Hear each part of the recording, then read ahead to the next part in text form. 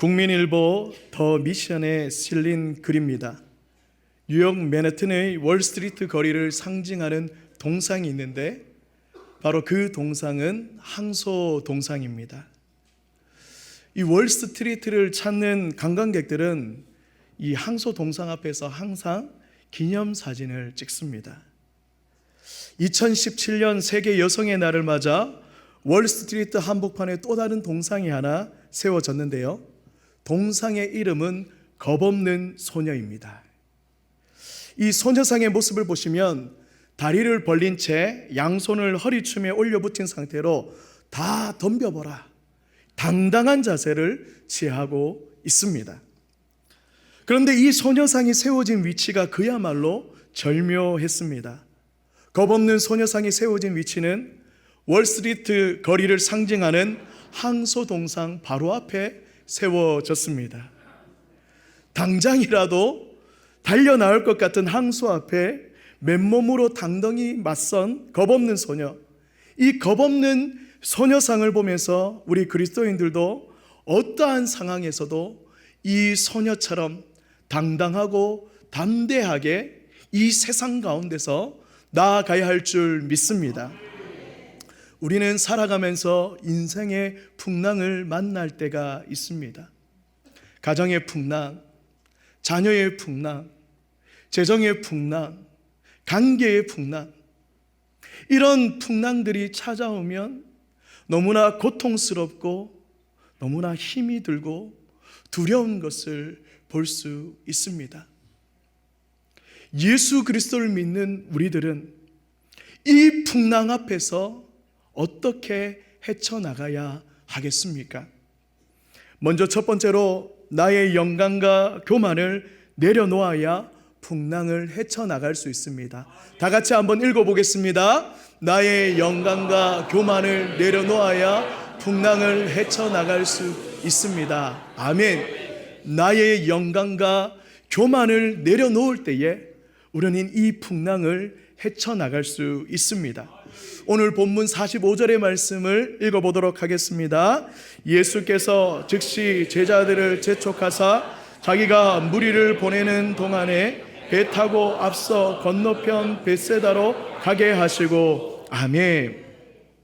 오병이어의 사건 이후에 예수님께서는 제자들을 재촉하여 배에 태우시고 벳세다로 보내버립니다. 여기서 재촉하여의 원어의 뜻을 보니까요, 강제로 시키다라는 의미가 있습니다. 즉 예수님께서 제자들을 강제로 배에 태워서 벳세다로 보내버렸다는 겁니다. 왜 예수님께서는 제자들을 강제로 배에 태워서 그렇게 제자들을 보내었을까요?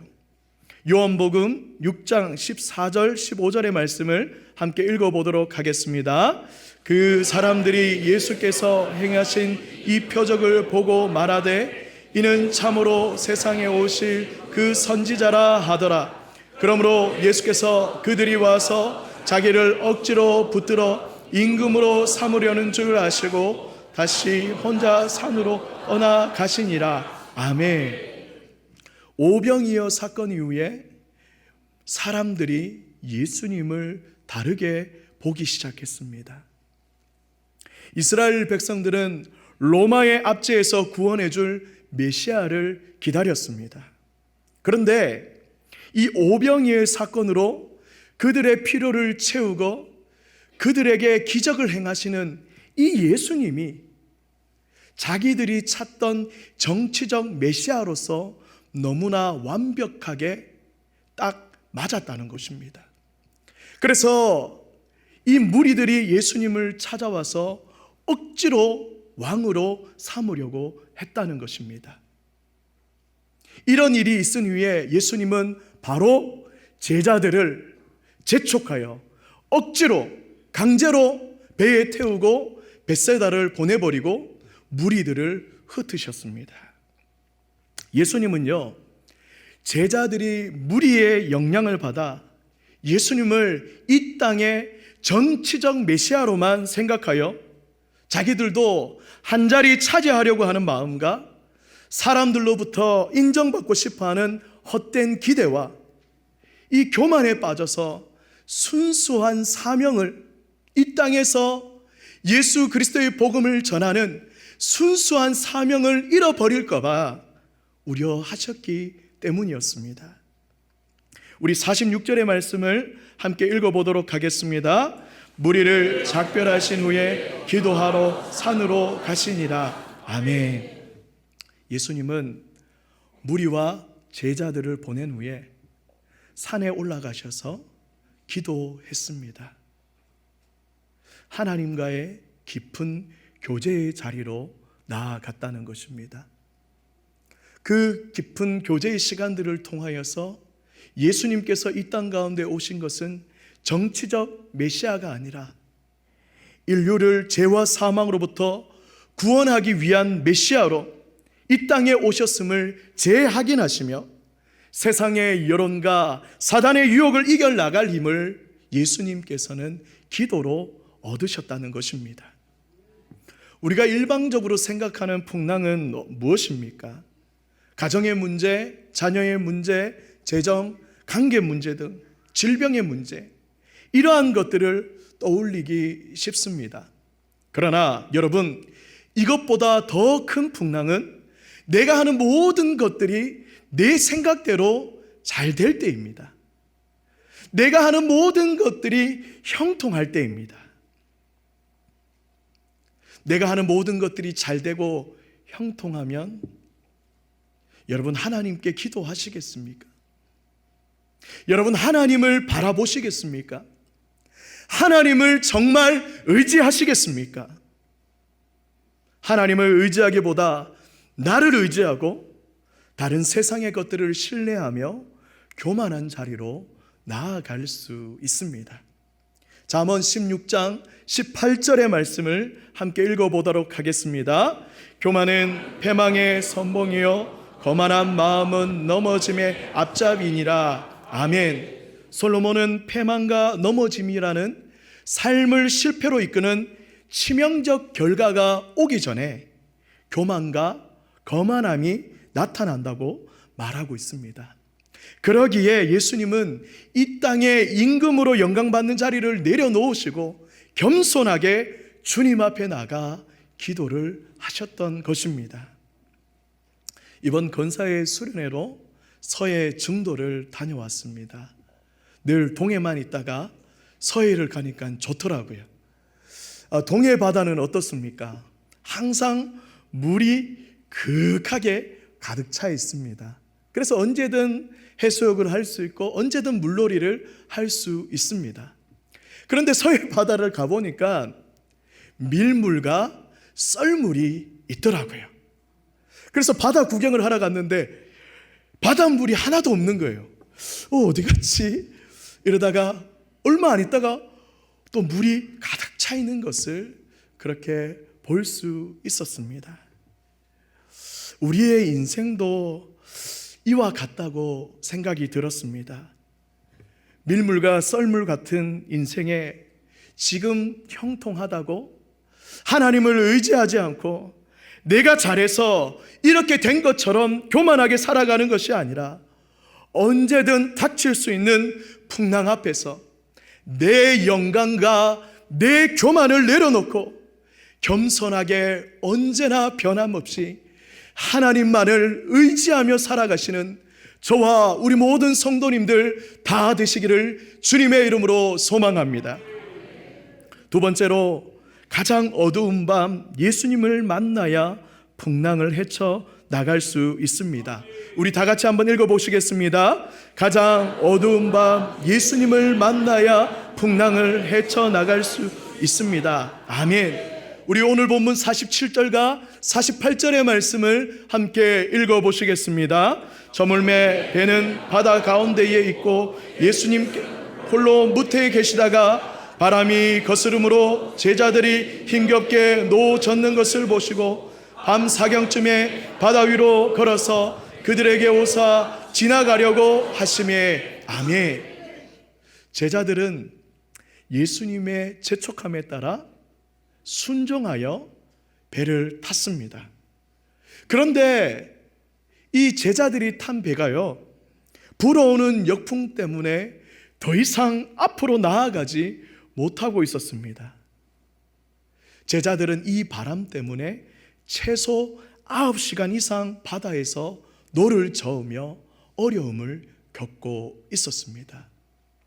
제자들은 예수님이 말씀하셔서 그 말씀에 순종해서 배를 타고 나갔을 뿐인데 왜 이렇게 두려움과 고통과 어려움의 자리로 이렇게 제자들이 있어야 하는 것입니까? 무려 9시간 동안이나 나아가지 못하고 그곳에서 차가운 이 바다에 그렇게 두려움 가운데 있어야 하는 것입니까? 우리 인생 가운데서도요, 교회 생활, 기도 생활, 예배 생활, 이 모든 것들을 다 잘하고 성실하게 하고 있는데도 인생의 풍랑이 찾아올 때가 있습니다. 여러분, 이러한 풍랑 가운데 제일 힘든 것이 무엇입니까? 내가 이렇게 고통당하고 있는데, 내가 이렇게 어려움 가운데 있는데 과연 예수님은 어디 계시느냐 하는 것입니다. 아무리 힘들어도요, 예수님이 나와 함께 하시는 것이 느껴지면 우리는 견디고 이겨나갈 수 있습니다. 정말 주님은 우리가 고통당할 때 우리를 내버려 두시는 분이십니까? 오늘 본문 48절의 말씀을 다시 한번 읽어보시겠습니다. 바람이 거스름으로 제자들이 힘겹게 노 젓는 것을 보시고 밤 사경쯤에 바다 위로 걸어서 그들에게 오사 지나가려고 하시매. 아멘. 예수님은 제자들이 풍랑으로 힘겹게 노를 젓는 것을 보셨습니다. 그들을 보지 않은 것이 아니라, 그들을 내버려 둔 것이 아니라 산에서 제자들이 노를 젓는 것을 예수님께서 보고 계셨다는 것입니다. 그리고 산에서 그들을 위하여 기도하고 계셨습니다. 우리가 고통과 어려움이라는 풍랑을 만날 때 하나님은 우리를 내버려 두시는 분이 아니라 우리를 지켜보고 계시는 하나님이신 줄 믿습니다. 바닷가에 아이들을 데리고 갔다 온 적이 있습니다. 아이들이 신나서 재밌게 놀고 있습니다. 모래놀이도 하고 바닷가에 들어갔다가 나왔다 하고 조개도 줍기도 하고 이런 모습들을 보고 있었습니다. 이런 가운데 저의 시선이 어디에 있겠습니까? 아이들에게 저의 시선이 가 있습니다. 모래놀이를 하다가 입에 모래가 들어가는 것은 아닌지, 또 다치는 것은 아닌지, 바닷속에 빠지는 것은 아닌지, 어려움을 당하는 것은 아닌지, 이렇게 저의 모든 시선은, 아이들은 아빠가 이렇게 보는지 모르지만 저의 시선은 아이들에게 집중되어 있습니다. 이처럼 예수님도 사랑하는 제자들이 어려울 때, 힘들어할 때, 고통의 시간을 보낼 때 그들을 그냥 내버려 둔 것이 아니라 예수님께서 그 제자들을 주목하고 계셨고 그 제자들을 보고 계셨습니다. 요한복음 14장 18절의 말씀을 함께 읽어보도록 하겠습니다. 내가 너희를 고아와 같이 버려두지 아니하고 너희에게로 오리라. 아멘. 지금 고통의 풍랑에 계신 성도님들 있으십니까? 여러분, 혼자가 아닙니다. 지금도 주님이 그 고통의 자리, 아픔의 자리에 함께 하시며 우리를 지켜보시며 기도하고 계심을 믿으시기를 바랍니다. 예수님은요, 그 제자들을 지켜보시다가 밤 사경쯤에 제자들에게 바다 위를 걸어서 찾아가셨습니다. 왜 예수님께서는 밤 사경에 제자들에게 찾아갔을까요? 밤 사경은요, 새벽 3시가 넘은 시간입니다. 가장 어두운 밤이었습니다. 가장 힘든 그 밤이었습니다. 제자들이 9시간 동안이나 풍랑으로 노를 저어서 너무 지쳐서 탈진되어 있었습니다. 여러분, 우리의 의로, 우리의 방법으로 무엇을 하려고 하면 우리는 지칠 수밖에 없습니다. 이제 지쳐서 아무것도 할 수 없는 가장 어두운 밤에 예수님께서 제자들에게 찾아오셨다는 것입니다. 어느 성도님 가정을 신방을 했습니다. 성도님과 이런저런 이야기를 나누다가 성도님께서 이런 말씀을 하시더라고요. 목사님, 지난 1년의 시간이 가장 힘든 시간이었습니다. 그래서 제가 물었습니다. 왜 가장 힘든 시간이었습니까? 그러자 아들이 나이는 많이 먹었는데 학교도 졸업하지 못하고 아직도 취직을 못했습니다. 부모인 나도 아들이 너무 힘들고 어려운 것을 알고 있습니다. 그런데 옆에 사람들이 이런 말 저런 말을 하더랍니다. 그때 마음이 너무 무너져 하나님께 1년 동안 기도하고 찬송가 487장을 불렀다고 합니다. 어둠 후에 빛이 오며 바람 분 위에 잔잔하고 소나기 후에 햇빛 나며 수고한 후에 쉼이 있네.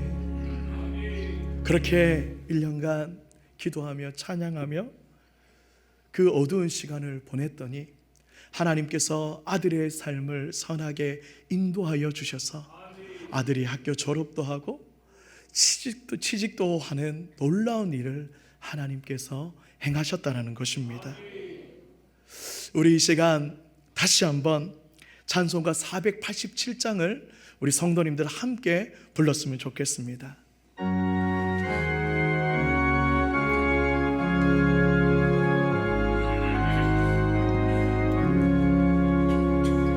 어둠 후에 빛이 오며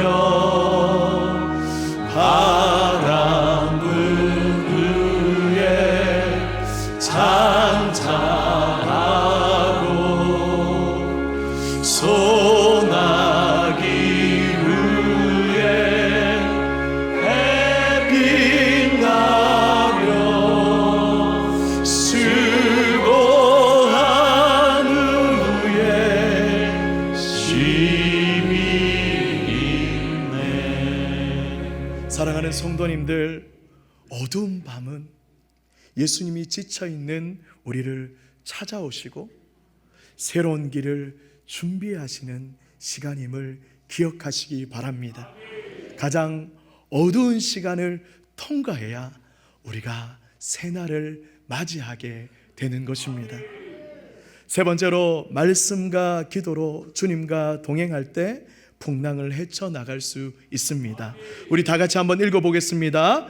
말씀과 기도로 주님과 동행할 때 풍랑을 헤쳐나갈 수 있습니다. 우리 49절과 50절의 말씀을 함께 읽어보겠습니다. 제자들이 그가 바다 위로 걸어오심을 보고 유령인가 하여 그들이 다 예수를 보고 놀람이라. 이에 예수께서 곧 그들에게 말씀하여 이르시되 안심하라, 내니 두려워하지 말라 하시고. 아멘. 제자들은 누군가 이 바다 위로 걸어오는 것을 보고 깜짝 놀래고 유령이라 소리쳤습니다. 여러분 한번 생각해 보십시오. 누군가, 그것도 가장 어두운 밤에 물 위를 걸어온다면 이 제자들과 같은 반응을 보이지 않겠습니까? 제자들은요, 예수님의 능력을 다 알지 못했습니다. 정말 진정으로 예수님의 능력을 알았다면 그들이 유령이다라고 외치지 않았을 것입니다. 분명 제자들은 오병이의 사건을 통하여서 예수님의 신적인 능력을 그들이 경험했습니다. 보리떡 5개와 물고기 2마리로 5,000명을 먹인 그 역사의 자리에 그 제자들이 함께 있었던 것입니다. 그러나 52절의 말씀에 보시면 이는 그들이 그 떡 떼시던 일을 깨닫지 못하고 도리어 그 마음이 둔하여 졌음이로라. 즉 제자들이 영적 민감성이 없었다는 것입니다. 그들을 도와주시고 그들과 함께하기 위해 물 위를 걸어오셨던 예수님 때문에 그들은 오히려 놀라서 소리를 지르고 말았던 것입니다. 오늘 우리도 마찬가지입니다. 이미 하나님께 전적인 도움과 인도하심을 받았음에도 불구하고 우리 인생에 풍랑이 생기면 전혀 하나님의 도우심을 받지 못한 것처럼 소리를 치는 우리의 모습을 볼 수 있습니다. 왜 이런 일이 우리 가운데 일어나는 것입니까? 바쁘다는 핑계로 세상에 마음을 두고 살아가다 보니 우리 일상 속에서 주님과 동행하는 삶을 살아가지 못하기 때문입니다. 여러분, 우리가 예수님을 찾을 때는 언제입니까? 내가 필요한 것 구할 때, 내가 어려울 때. 여러분, 그렇게 예수님을 찾고 있는 것 아닙니까? 예수님을 자판기로 여기며 동전을 넣고 필요한 것만 구하면 아는 척도 하지 않고 쳐다보지도 않고 그렇게 예수님을 생각하는 것 아닙니까? 우리 예수님은 우리와 함께 동행하기를 원하십니다. 우리와 함께 교제하기를 원하십니다. 필요할 때만 찾는 것이 아니라 늘 우리와 함께 깊은 사귐과 깊은 교제의 자리에 함께하고 싶어 하신다는 것입니다. 우리는 날마다 주님과 동행해야 합니다. 그러기 위해서는 우리는 매일 기도하고 말씀 묵상을 정기적으로 해야 합니다. 우리 시편 119편 130절 말씀을 함께 읽어보도록 하겠습니다. 주의 말씀을 열면 빛이 비추어 우둔한 사람들을 깨닫게 하나이다. 아멘. 요한복음 15장 7절입니다.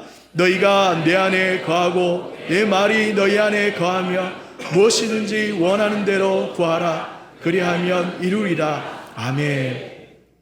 일상이 바빠서 말씀을 읽고 기도하는 시간을 미루다 보면 언제 예수님이 나와 동행하셨는지, 언제 나에게 은혜를 베풀어 주셨는지 우리는 잊어버리고 제자들처럼 마음이 둔하여져서 우리의 삶 가운데 어려움의 그 풍랑이 우리 가운데 일면 넘어지고 좌절하고 예수님을 보고도 유령이다, 이렇게 소리를 지르게 되는 것입니다.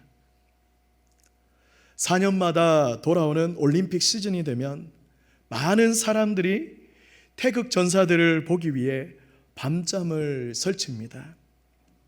올림픽에서 메달을 따기 위해 최선을 다한 이 선수들을 보다가 모든 선수들에게 금메달의 영광이 돌아가지 않는 것을 보면서 참 안타깝다는 생각을 했습니다. 올림픽 경기 중에 해설자가 이런 말을 했습니다. 연습할 때 안 나온 기술은 시합할 때도 나오지 않습니다. 실전 경기에서 요행은 없다는 것입니다. 잘 준비된 만큼 실력 발휘를 할 수 있다는 것입니다. 사랑하는 성도님들, 이제 평상시에 말씀과 기도 생활을 꾸준히 하여서 이 겁없는 소녀의 동상처럼 어떠한 풍랑 앞에서도 당당하게, 담대하게, 두려워하지 않고 이겨나가시는 우리 모든 성도님들 다 되시기를 주님의 이름으로 소망합니다. 이제 말씀을 맺겠습니다. 사랑하는 성도님들, 인생의 풍랑은 언제든 찾아올 수 있습니다. 지금 형통하다고 해서, 아무런 문제가 없다고 해서 교만해서도 안 되며, 지금 가장 어두운 밤에 불어오는 역풍에 좌절하지 마시고, 이때가 하나님이 나를 보고 계시고, 이때가 하나님이 나를 주목하고 계시고, 이때가 하나님이 나에게 찾아오시는 하나님의 때임을 믿으시기를 바랍니다. 이러한 믿음이 있기 위하여서는 우리가 날마다 정기적으로 말씀과 기도로 나아가야 할 줄 믿습니다. 주님과 동행하며 나사렛 예수의 이름으로 일어나 이 풍랑을 헤쳐나가시는 저와 우리 모든 성도님들 다 되시기를 주님의 이름으로 소망합니다. 기도하겠습니다. 사랑과 은혜가 풍성하신 하나님, 우리의 삶 가운데 인생의 풍랑이 밀물과 썰물처럼 찾아올 때가 있습니다. 지금 형통하다고, 어려움이 없다고 교만하지 않게 하시며, 지금 가장 어두운 밤에 불어오는 역풍으로 힘들어 하시는 성도님들을 하나님께서 이 시간 붙잡아 주셔서 좌절하지 않고, 이때가 하나님이 나를 보고 계시고, 이때가 나를 주목하고 계시고 나에게 다가오시는 때임을 믿게 하여 주옵소서. 날마다 말씀과 기도로 예수님과 동행하여 나사렛 예수의 이름으로 일어나 풍랑을 헤쳐나가는 저와 우리 모든 성도님들 되게 하여 주옵소서. 감사드렸고, 이 모든 말씀 우리를 구원하신 우리 주 예수 그리스도의 이름으로 간절히 기도드립니다. 아멘.